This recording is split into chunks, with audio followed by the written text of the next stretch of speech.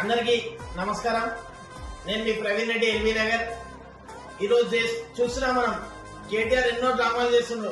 ముఖ్యమంత్రి గారి కుర్చేసి దమ్ముంటే రా, నీ కుర్చీలో ఖాళీ ఉందని 1000 మంది గుడ్డాలను తీసుకొచ్చి అలా నానా హంగామా చేస్తుండ్రు. కేటీఆర్, నేను నీకు సవాల్ చేస్తున్నా, నీకు నిజంగా ప్రజాప్రభుత్వం అమలు చేసిన పథకాలు ప్రజలకు అందట్లేని నువ్వు భావిస్తే నువ్వు గెలిచిన 39 మంది ఎమ్మెల్యేలతో రాజీనామా చేసి ప్రజాక్షేత్రంలో ఎన్నికలకు పోదాం. నువ్వు అంటే ఉప ఎన్నికలకు పోతారు కదా, ప్రత్యేక రాష్ట్రం గురించి రాజీనామా చేసినాం ఈ రోజుకి డబ్బా కొడుతుందా? నిజంగా ప్రజాప్రభుత్వం పథకాలు అమలు చేస్తారంటే ఈ రోజు రాజీనామా అయ్యి ప్రజలు మిమ్మల్ని గెలిపిస్తే నిజంగా మేము పథకాలు అమలు చేస్తున్నామని మేము అనుకుంటాం. పథకాలు ఏ విధంగా అమలు చేయాలనేది దానిపై సమీక్ష చేసుకుని ఇంకా ప్రజల్లోకి వెళ్లే ప్రయత్నం చేస్తాం. మీరు ఓడిపోతే కాంగ్రెస్ ప్రజాప్రభుత్వం పథకాలన్నీ అమలు చేస్తారని ప్రజలు తీర్పిస్తారు. దమ్ముంటే ఆ సవాల్ లేవా? ఎందుకు పనికిరాని కుర్చీ పెట్టుకొని అందరు టైంపాస్ చేస్తున్నాం, కార్యకర్తలను పెట్టుకొని. నిజంగా ఈ రోజు మాట్లాడుతున్న సిగ్గేస్తుంది. స్పీకర్ ని పట్టుకొని స్పీకర్ టైంపాస్ చేస్తాడు అసెంబ్లీలో, మాకు మైక్ అంటున్నాడు.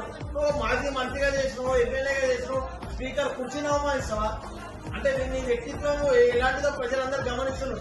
నేను ఒకటే సవాల్ చేస్తున్నా, నిజంగా ప్రజాప్రభుత్వం రేవంత్ అన్న మా కాంగ్రెస్ పార్టీ అమలు చేసిన పథకాలు ప్రజలకే అందరికీ అని నువ్వు భావిస్తే మీ పార్టీలో గెలిచిన 39 మంది ఎమ్మెల్యేలతో రాజీనామా అయిపోయి సారీ నీ మీద నమ్మకం లేక ఆల్రెడీ 5-10 మంది వెళ్ళిపోయినట్టు మా పార్టీలో జరిగింది.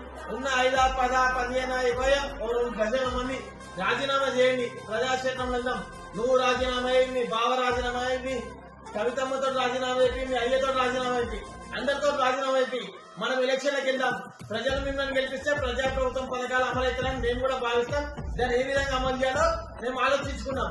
నిజంగా నీకు దమ్ము ధైర్యం ఉంటే ఒక కార్యకర్తగా నేను నీకు సవాల్ చేస్తున్నా, నువ్వు ఆ సవాల్ స్వీకరించి మా ముఖ్యమంత్రి గారితో నేను ఒప్పిస్తా, రాజీనామా చేయి, ఎమ్మడో ఉప ఎన్నికలు పెడదాం, చూద్దాం నువ్వు గెలుస్తావా కాంగ్రెస్ పార్టీ గెలుస్తావా, ప్రజలు ఎవరి వైపు పనికి మళ్ళీ ఆరోపణలు బంద్ చేయి, ప్రజాక్షేత్రంలో వెళ్లి ఎన్నికల్లో ఎవరు విజయం సాధిస్తారో తెలుసుకుందాం. Thank you.